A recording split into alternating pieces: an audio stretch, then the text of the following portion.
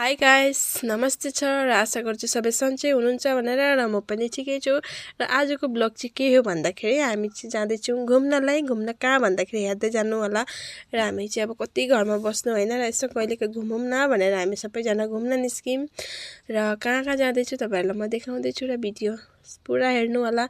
र जाँदा जाँदा अब मलाई एकदम बितेको पलहरू याद आयो कि मैले के अब देखेँ, अब के देखेँ त्यो चाहिँ म तपाईँहरूलाई देखाउँदैछु।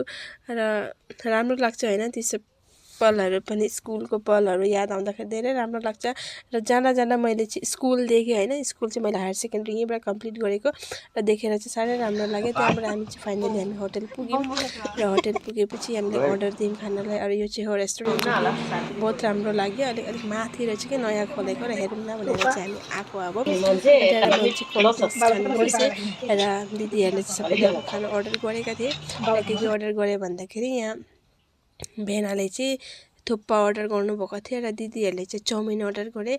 र मैले चाहिँ खाइनँ। अब किन खाइनँ भन्दाखेरि र म चाहिँ ननभेज खान्न र अनि के भन्छ अरे अब रेस्टुरेन्टमा होइन भेज चाहिँ खान सकिन्थ्यो। अब रेस्टुरेन्टमा अब यताउति गर्दा लाग्छ पनि होइन। त्यही भएर मैले चाहिँ खाइनँ। मैले चाहिँ अन्ली कोल्ड ड्रिङ्क्स चाहिँ पिएँ। र मलाई चाहिँ घुम्न साह्रै मनपर्छ कि खानु पाए पनि नपाए पनि घुम्न पाएँ मलाई चाहिँ हुन्छ कि।